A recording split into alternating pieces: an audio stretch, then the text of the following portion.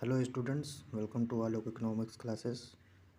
आलोक economics classes में आपका स्वागत है। आज हम बात करेंगे, जैसा कि आप लोग देख रहे हैं यहाँ पर टॉपिक लिखा हुआ है, elasticity of demand. Elasticity of demand, देखिए ये बहुत ही इम्पोर्टेंट टॉपिक है और ये आपको आगे हायर एजुकेशन में भी काम करेगा अगर आप इकोनॉमिक्स सब्जेक्ट चूज़ करते हैं तो फर्दर स्टडीज़ के लिए। तो चलिए शुरू करते हैं बिना किसी देरी के। लेकिन शुरू करने से पहले मैं आपको एक बात बता दूं, चैनल्स देखिए आपको बहुत सारे मिल जाएंगे, लेकिन नोट्स आपको कहीं नहीं मिलेगा जो कि आपको मार्क्स दिलाएगा एग्ज़ाम में। तो वो सिर्फ आपको मेरे ही चैनल पर मिलेगा। तो चलिए शुरू करते हैं, ठीक है। तो देखिए, इलास्टिसिटी ऑफ डिमांड जो है, इस थ्योरी को इंट्रोड्यूस किया था एल्फ्रेड मार्शल ने। जैसे यहाँ पर देखिए लिखा हुआ है एल्फ्रेड मार्शल। तो इन्होंने इस इलास्टिसिटी ऑफ डिमांड को इंट्रोड्यूस किया था, इस कॉन्सेप्ट को। तो आगे बढ़ते हैं। यहाँ पर देखिए मीनिंग लिखा हुआ है, elasticity of demand refers to the degree of responsiveness of quantity demanded of a commodity to a change in any of its determinants। Change in any of its determinant मतलब डिटर्मिनेंट्स मतलब देखिए example दिया हुआ है, मैंने यहाँ पे example लिख दिया है, price of the commodity, price of other commodities and income of the consumer. तो इन सब चीज़ों में अगर चेंजेस होते हैं तो आपका वो डिग्री को बताता है, इलास्टिसिटी ऑफ डिमांड, ठीक है। चेंजेस को बताता है, डिग्री ऑफ चेंजेस जो है। अब इसके टाइप्स क्या क्या हैं, types of elasticity of demand. तो यहाँ पर देखिए 3 टाइप दिए गए हैं, देयर आर 3 टाइप्स। पहला है आपका, थोड़ा सा ऊपर कर लेता हूँ, हाँ देखिए यहाँ पर पहला है आपका प्राइस इलास्टिसिटी ऑफ डिमांड। तो ये प्राइस इलास्टिसिटी ऑफ डिमांड क्या होता है, तो ये price elasticity of demand is a measure of how much the quantity demanded of a commodity changes when it's price changes. कहने का मतलब ये है कि मान लीजिए अगर आप कोई कमोडिटी ख़रीद रहे हैं, अगर उसके दाम बढ़ जाएं या घट जाएं, तब उस समय क्या डिमांड होगा, ये प्राइस इलास्टिसिटी ऑफ डिमांड बताता है। अब इसका मीनिंग देखिए, यहाँ पर दिया मीनिंग हम देख लेते हैं। Price elasticity of demand may be defined as the degree of responsiveness of quantity demanded of a commodity in response to change in its price। जैसा कि मैंने ऊपर बताया वही चीज़ है, थोड़ा सा ऊपर बढ़ता हूँ। बाय डिग्री मतलब यहाँ पर जो डिग्री है उसका क्या मतलब है, चेंज। डिग्री मतलब चेंज। देयरफॉर अगर इसको और इलेबोरेट करें हम तो क्या होता है, price elasticity of demand refers to the ratio of the percentage change in the quantity demanded of a commodity to a given percentage change in its price. अब ये इसको परसेंटेज में कर दिया है, ठीक है। अब इसका फॉर्मूला है, ये देखिए इसका फॉर्मूला दिया हुआ है। ईपी आपका होता है प्राइस इलास्टिसिटी ऑफ डिमांड, और percentage change in quantity demanded upon percentage change in price, ये है इसका फॉर्मूला, ठीक है। अब इसके क्लासिफिकेशंस या डिग्रीज को देख लेते हैं प्राइस इलास्टिसिटी ऑफ डिमांड के। तो इसमें 5 तरह के हैं। पहला है, जिसमें आपका पहला है परफेक्टली इन इलास्टिक डिमांड। अब ये क्या होता है, तो ये कह रहा है when quantity demanded of a commodity does not respond to change in its price then the elasticity of demand is zero. इसको थोड़ा और देखते हैं तब शायद आपको समझ में आ जाएगा। In this case the quantity demanded remains the same no matter what the price the same quantity is demanded. कहने का मतलब ये है कि कोई कमोडिटी है, उसका प्राइस बढ़े या घटे, क्वांटिटी जो डिमांड होगी आपकी वो सेम ही रहेगी, वो ना तो बढ़ेगी ना घटेगी। जो क्वांटिटी आप डिमांड करेंगे वो सेम रहेगी। जैसे मान लीजिए एग्ज़ाम्पल, अगर हम लोग एक एग्ज़ाम्पल अगर ले लें, सॉल्ट, नमक सॉल्ट को अगर ले लें तो उसकी अभी अगर मान लीजिए उसका दाम अगर 20 रुपये इस समय करंट पर चल रहा है और फ्यूचर में उसके दाम 25 हो जाएं तो भी लोग खरीदेंगे, जाहिर सी बात है, उसके बिना काम नहीं चलेगा। तो ये होता है परफेक्टली इनइलास्टिक डिमांड। अब आगे देखिए क्या लिखा है, a curve of zero elasticity is known as perfectly और कम्प्लीटली इनइलास्टिक डिमांड। ठीक है, आगे बढ़ते हैं। इसका ग्राफ है, ये ग्राफ देख लीजिए, ये देखिए ये ग्राफ है इसका। अब इसके ग्राफ को हम लोग देखते हैं। Sorry, D1 curve which is parallel to y axis is perfectly inelastic demand curve. ये जो D1 कर्व है आपका, ये वाई एक्सेस के पैरेलल है, ठीक है ना। ये D1 कर्व आपका वाई एक्सेस के पैरेलल है, तो ये आपका है परफेक्टली इनइलास्टिक डिमांड कर्व, यहाँ लिखा हुआ। The amount purchased remains OQ और OP1। इसको थोड़ा नीचे कर दूँ ताकि आपको ग्राफ भी दिखे। ठीक है, देखिए कह रहा है the amount purchased remains OQ और OP1। OQ आपका O और Q, OQ या फिर OP1, ये OP1 है आपका, OQ है OP1। This type of cases are very rare even in the case of basic necessities of life like food. मतलब ये जो केस आप देख रहे हैं ये बहुत रेयर है आपके चाहे वो आपका बेसिक्स नेसेसिटीज़ हो, फूड जो डेली टू डेली कंज्यूम की जाती हैं, क्योंकि demand for basic necessities changes because of change in price. सही बात है। आपके जो मान लीजिए अभी आप प्रेजेंट में टी कंज्यूम कर रहे हैं, टी खरीद रहे हैं, अगर उसके दाम 20 रुपये के बजाय 25 रुपये पहुँच जाए और उसी के कंपैरिजन में आपका 18 रुपये में कॉफ़ी मिल रहा है, तो आप इसको छोड़ देंगे और इसको कंज्यूम करेंगे, जाहिर सी बात है। तो ये यही है।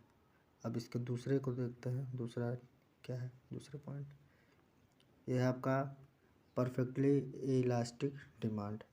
अब ये परफेक्टली इलास्टिक डिमांड क्या होता है, when consumers are prepared all that they can get at a particular price but nothing at all at a slightly higher price, then the price elasticity of demand for a commodity is said to be infinite।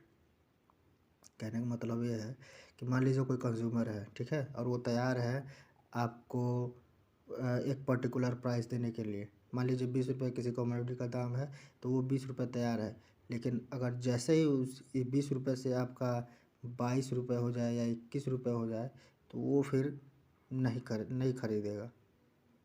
तो इसी को कह रहा है।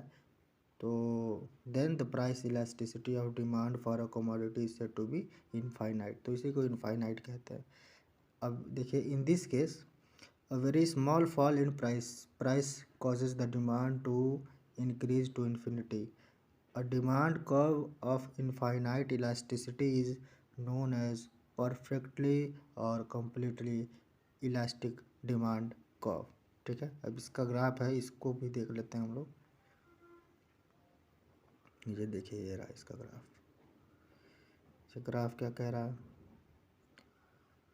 The demand curve D2, ये D2 which is parallel to x axis is perfectly elastic demand. ये x axis जो है आपका इसके पैरेलल है, इस तरह, अगर इस तरह होता तो वर्टिकल हो गया होता, ठीक है ना।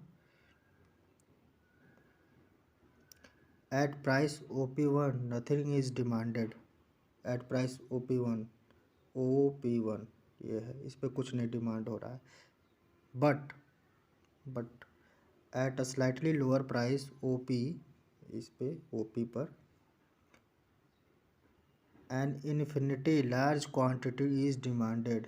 इस पे लार्ज क्वांटिटी डिमांड की जा रही है। क्यों डिमांड की जा रही है, क्योंकि आपका मान लीजिए प्राइस 20 रुपये था, वो घटकर 18 रुपये हो गया, तो इस पे लार्ज क्वांटिटी कंज्यूमर तुरंत खरीदना शुरू कर देगा।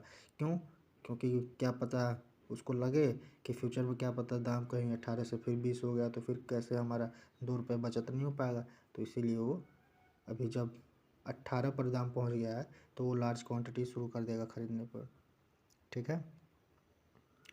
This is the extreme of upper limit of price elasticity, ये आपका एक्सट्रीम है प्राइस इलास्टिसिटी का, अपर लिमिट का। केसेस ये भी बहुत रेयर है, cases of perfectly elastic demand are very rare, extremely rare, ठीक है। आगे बढ़ते हैं। आई होप आप लोग को समझ में आ रहा होगा। ये जो देखिए ये दिया है, ये आपका जो ये है परफेक्टली इलास्टिक डिमांड, ये इसको रिप्रेजेंट किया गया है, ठीक है। ये वही चीज़। आगे बढ़ते हैं। तीसरा है आपका यूनिटरी इलास्टिक डिमांड। अब ये क्या होता है, when a given percentage change in price of a commodity causes an equivalent percentage change in the quantity demanded, then the elasticity of demand is said to be unitary or one। इसको example से आप लोग अच्छे समझ जाएंगे, तो मैंने यहाँ पर देखिए एग्जाम्पल लिखा हुआ है। If a fall in the price of the commodity by 10% causes an increase in the amount purchased by 10%, then elasticity of demand is equal to 1। इसको देन कर लीजिएगा आप लोग, ये मेरा गलत हो गया, यहाँ पर देन लिख लीजिएगा, ठीक है। मतलब कह रहा है इफ़ अ फॉल, देखिए if a fall in the price of the commodity by 10%, मतलब अगर किसी दाम में किसी कमोडिटी में 10% घट जाता है प्राइस उसका, और increase in the amount purchase by 10%, और 10% फिर बढ़ जा रहा है, तो कोई मतलब नहीं हुआ, फिर भी वो जीरो ही रहेगा, उसी पर बना रहेगा, ठीक है ना। तो यही कह रहा है कि इक्वल टू 1 हो गया आपका, ठीक है। अब इसके ग्राफ को देखते हैं। ये देखिए इसका ग्राफ है, ये P इज इक्वल टू 1 दिख रहा है ना आपको, वही है। Demand curve D3 has unitary elasticity at all the points on the curve, ये D3 curve. Such a curve is known as rectangular hyperbola curve, ये रेक्टेंगुलर हाइपरबोला कर्व है, ठीक है। A rectangular hyperbola curve is a curve in which the total area at different points on the curve is same। मतलब जितने भी इसके different points हैं, चाहे यहाँ ले लीजिए चाहे कहीं भी, सब सेम ही रहेंगे, ठीक है। such a curve extend towards the x axis and the y axis in a uniform way but never touches them। मतलब ये ऊपर नीचे तो होते रहते हैं, लेकिन ये आपका जो एक्स एक्सिस है, ये वाई एक्सिस है, इसको इस तरह से नहीं काटेंगे, ये बीच में यहीं पर रहेंगे, टच नहीं करेंगे, इसके कहने का मतलब ये है, ठीक है। आगे बढ़ते हैं। अब आपका चौथा जो है वो है इलास्टिक डिमांड। अब ये क्या होता है, when the percentage change in quantity demanded of a commodity exceeds the percentage change in its price, then the elasticity of demand is greater than unitary, sorry। demand is said to be relatively elastic here। अब इसको example से देखें तब आप समझ जाएंगे क्या होता है। if a fall in the price of the commodity by 10%, यहाँ पर स्पेस रहना चाहिए था, स्पेस मैं गलती से भूल गया हूँ, तो आप लोग यहाँ पर स्पेस डाल दीजिएगा, ठीक है। by 10% and increase in the demand by 15%, the demand is said to be elastic। मतलब 10% का फॉल हो गया, fall in the prices of the commodity by 10%, 10% का फॉल हो गया और फिर 15% इंक्रीज हो गया, तो 5% आपका ज़्यादा, ठीक है, डिमांड हुआ, तो ये वही है, तो इसको हम लोग इलास्टिक बोलते हैं, ठीक है।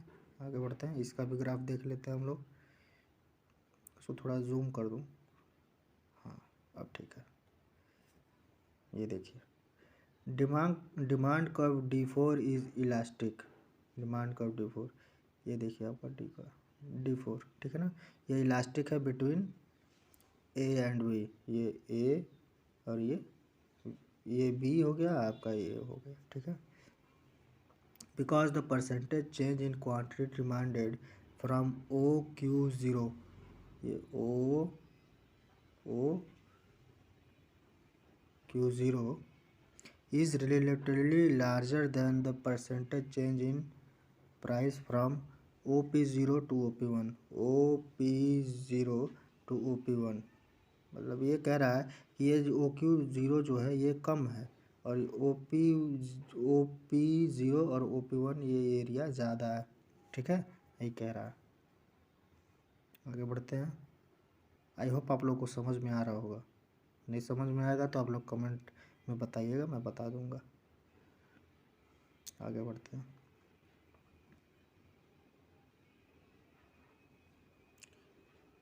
पांचवा जो आपका पॉइंट है वो है inelastic demand. Demand is inelastic when the percentage change in quantity demanded of a commodity is less than the percentage change in its price. Example देखते हैं। If a fall in prices of a commodity by 10% leads to an increase in quantity demanded by 8%, the demand is inelastic. मतलब आपका दाम जो है किसी commodity का वो 10% घट गया, लेकिन जो आपका डिमांड हुआ सिर्फ 8% रहा, 2% नहीं हुआ, तो वो इनइलास्टिक डिमांड कहलाएगा, ठीक है। इसका ग्राफ देखिए, ये इसका ग्राफ कह रहा डिमांड का D4 इज इनइलास्टिक, D4 ये आपका D4 is inelastic between C and D, ये C and D, between C and D, because the percentage change in quantity demanded from OQ2, आपका OQ2 कहाँ गया, ये OQ2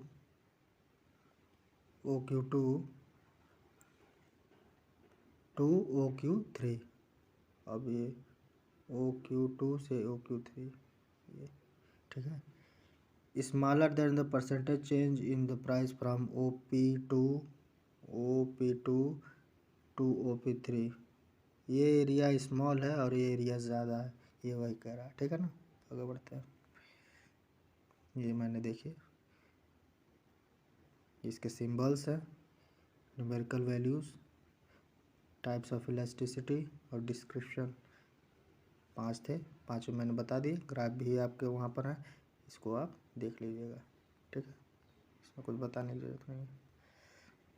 ये मैंने आपके लिए ही इसको रख दिया है ताकि आप लोग समझ जाए, ये ज़रूरी है, इसको सिंबल वगैरह जो आपका न्यूमेरिकल वैल्यू है इसको लिख लीजिएगा आप लोग अपने नोट्स में।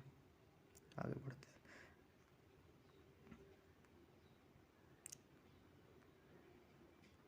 अब देखिए यहाँ पर लिखा है factors affecting price elasticity of demand. Factors क्या क्या हैं जो आपके प्राइस इलास्टिसिटी ऑफ डिमांड को अफेक्ट करते हैं। तो पहला है आपका अवेलेबिलिटी ऑफ सब्सटीट्यूट। सब्सटीट्यूट मतलब होता है हिंदी में प्रतिद्वंदी, ठीक है। और इलास्टिसिटी ऑफ डिमांड को आप हिंदी में हम लोग कहते हैं मांग की लोच। तो ये आप लोग जानकारी के लिए मैंने बता दिया है, लेकिन जो हिंदी विद्यार्थी हैं वो ये लोग इसको बखूबी जानते हैं, ठीक है। आगे बढ़ते हैं। हाँ, तो पहला पॉइंट है आपका अवेलेबिलिटी ऑफ सब्सटीट्यूट।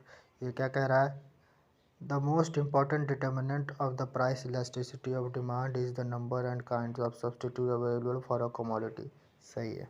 कितने तरह के कमोडिटी के सब्सटीट्यूट अवेलेबल हैं। If a commodity has many close substitute, its demand is likely to be elastic। सही बात है। Even a small fall in price will induce more people to buy this commodity rather than its substitute। तो इसके example को देखते हैं हम लोग।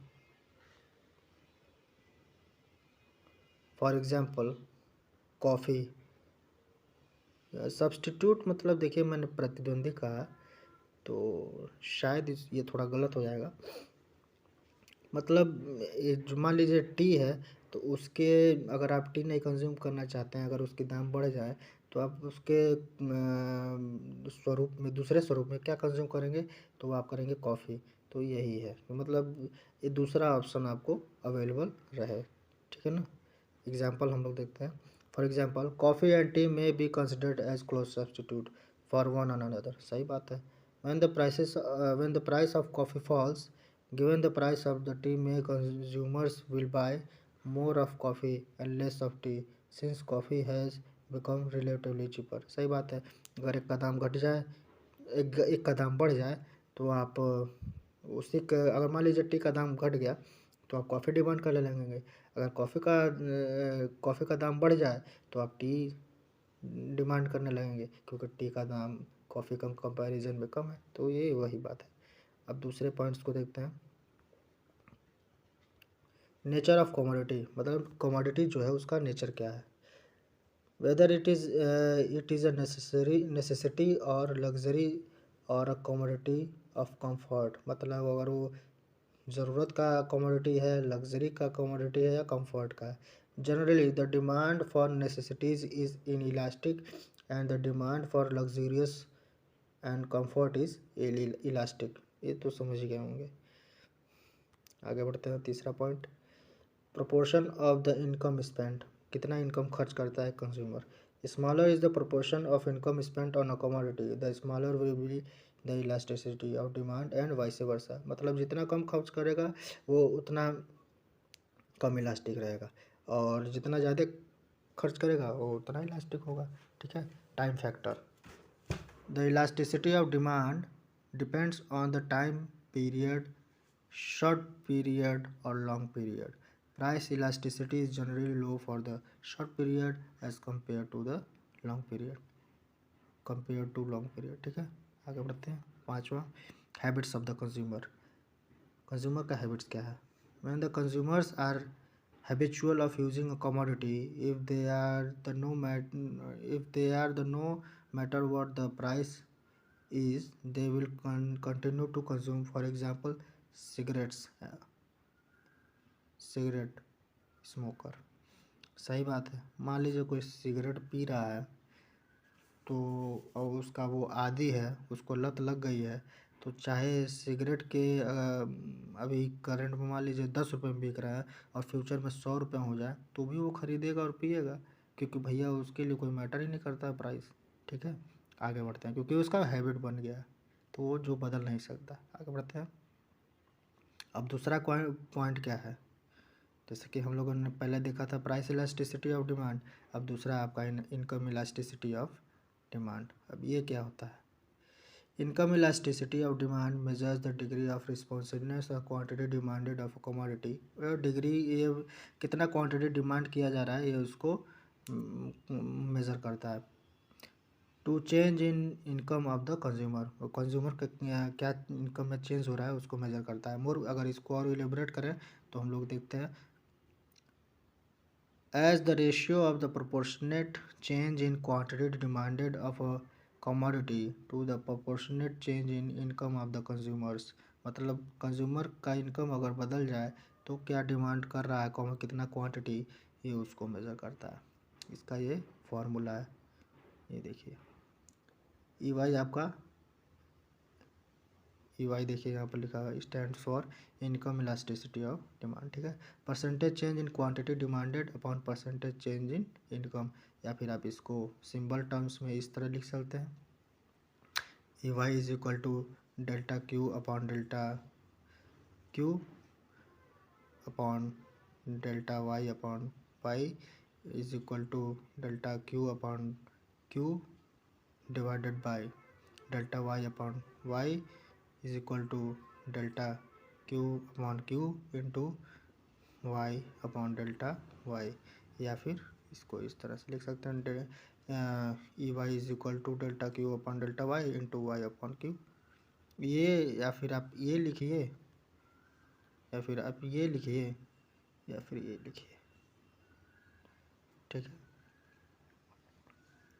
आगे बढ़ते हैं। देखिए, वाई आपका होता है इनिशियल इनकम और डेल्टा वाई होता है आपका चेंज इन इनकम। ये चेंज होगा, ये जो ऐसे बना है ये चेंज होता है। Q stand for initial quantity और ये आपका होता है चेंज इन क्वांटिटी। ठीक है, अब कितने टाइप्स के होते हैं इनकम ये देख लेते हैं। Income elasticity of positive income elasticity, it is said to be positive when with increase in income of the consumers the amount purchase of a commodity increases. सही है, अगर कंज्यूमर का इनकम बढ़ गया तो क्वांटिटी ज़्यादा परचेज करेगा, अगर उसका कंज्यूमर का इनकम कम है तो कम क्वांटिटी परचेज करेगा। ठीक है, यही है। दूसरा, अब इसमें भी देखिए पॉइंट्स हैं। पॉजिटिव इनकम इलास्टिसिटी में आपके देखिए पॉइंट्स हैं। तो पहला पॉइंट है आपका इनकम इलास्टिक। ये क्या होता है? If the percentage change in quantity demanded of a commodity is greater than the percentage change in income then they will exceed unitary. ये दे होगा, यहाँ पर स्पेलिंग मिस्टेक हो गया है, इसको आप लोग दे कर लीजिएगा। ठीक है, the demand for the commodity is said to be income elastic in this case. ठीक है, मान लीजिए क्वांटिटी जो कंज्यूमर है वो डिमांड ज़्यादा कर रहा है। ठीक है,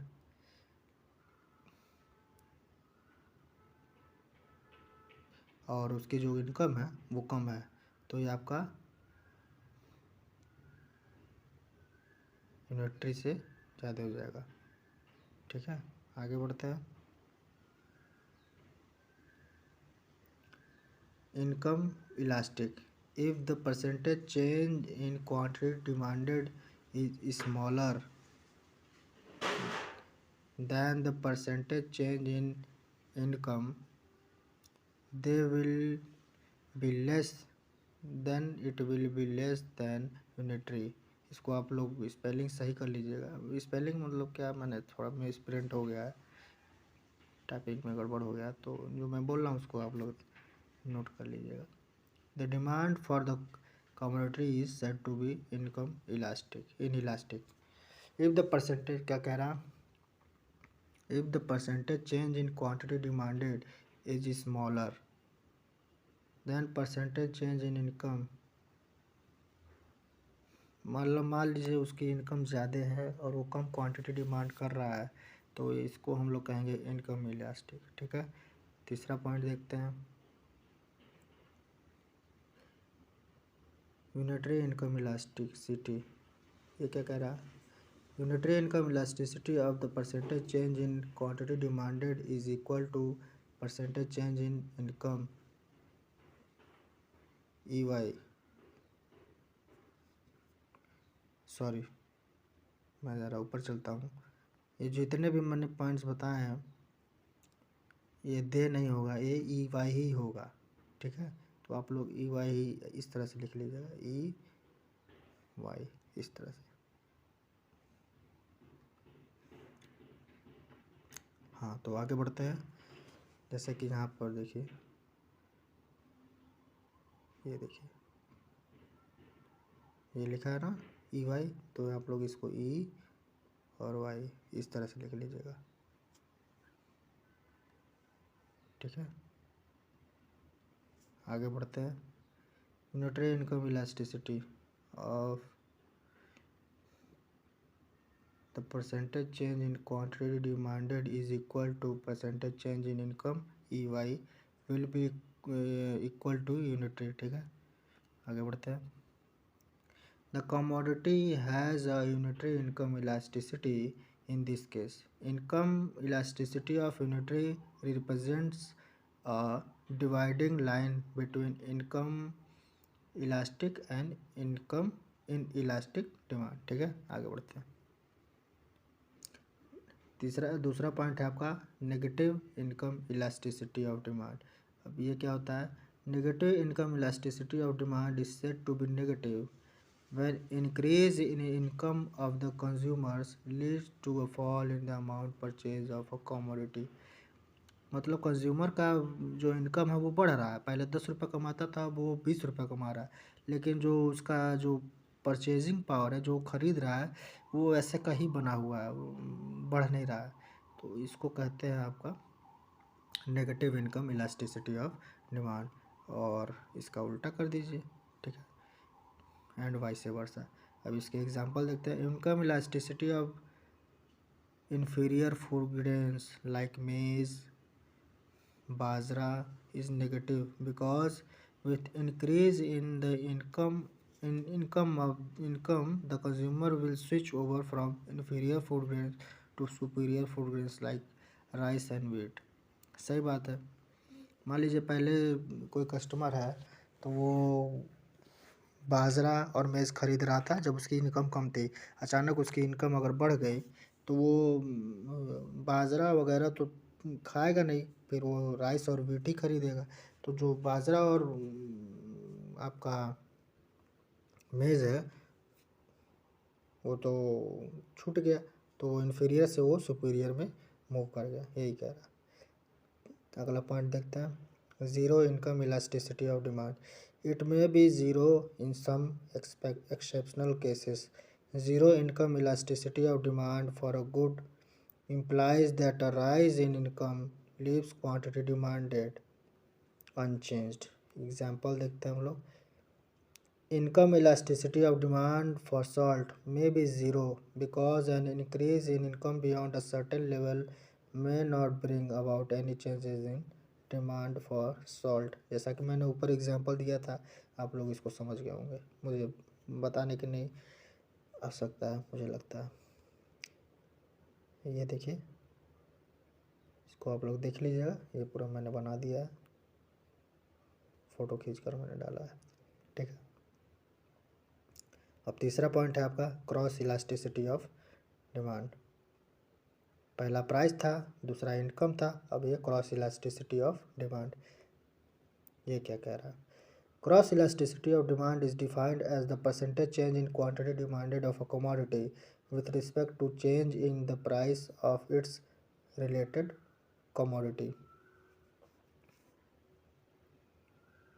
ठीक है, आगे बढ़ते हैं। इसका ये फॉर्मूला है, ये देख लीजिए। EXY is equal to percentage change in quantity demanded of commodity X upon percentage change in price of commodity Y। ठीक है, या फिर आप इसको सिंबॉलिक टर्म्स में लिख सकते हैं, ये देखिए, ये, या फिर ये लिखिए, इन दोनों में से कोई एक लिख लेंगे, आपका काम हो जाएगा। अब EXY क्या होता है? EXY आपका होता है cross elasticity of demand of X for Y। ठीक है। QX क्या होता है? आपका initial quantity demanded of commodity X। और ये क्या होता है? Change in quantity demanded of commodity X। PY क्या होता है? Initial price of commodity Y। और डेल्टा PY क्या होता है आपका? Change in price of commodity Y। ठीक है। अब इसके टाइप्स को देख लेते हैं हम लोग, types of cross elasticity of demand. थोड़ा इसको जूम कर लेता हूँ। हाँ, पहला आपका positive cross elasticity of demand. Cross elasticity of demand is said to be positive when increase in income of one commodity Y leads to an increase in the demand for the other commodity X. When two goods are substitutes for each other, cross elasticity will be positive because increase in price of one increases the demand for the other। ये T and coffee का example ले सकते हैं, यहाँ पर भी दिया हुआ है, देखिए टी एंड कॉफ़ी का एग्जांपल। इसको थोड़ा जूम करूँ क्या? ये लीजिए, देखिए, tea and coffee are substitute. A fall in the price of coffee Y increases the quantity of increases the quant in a fall in the price of coffee Y increases the quantity of coffee demanded but reduces the quantity of tea X demanded। ठीक है, changes in price of coffee and in the quantity of tea demanded therefore have the same sign, that is cross elasticity is positive। ठीक है, दूसरा देखते हैं, negative cross elasticity of demand. Cross elasticity of demand is said to be negative when an increase in the price of Y leads to a fall in the demand for X. Complementary goods have negative cross elasticities। ठीक है, for example इसके example देख लीजिए, bread and butter are complementary goods. ठीक है, मतलब bread के साथ बटर ज़रूरी है, जैसे बाइक के साथ पेट्रोल, बिना पेट्रोल के आप बाइक नहीं चला सकते हैं, और बिना बाइक के पेट्रोल का क्या काम, तो वो वही। ठीक है, वही चीज़ है। A fall in the in price of butter causes an increase in the quantity purchased or of not only butter but of bread also. Thus, a change in the price of butter and in the quantity of bread demanded will have opposite side, that is cross elasticity is negative। अब तीसरा point है आपका zero cross elasticity of demand. ये क्या होता है? Cross elasticity of demand is said to be zero when a change in the price of one commodity Y does not affect the demand for another commodity X. If the two goods are not related to each other, say T and TV set, cross elasticity of demand will be zero. A change in the price of tea is not likely to influence the demand for TV. ठीक है, आप लोग समझ गए होंगे I hope.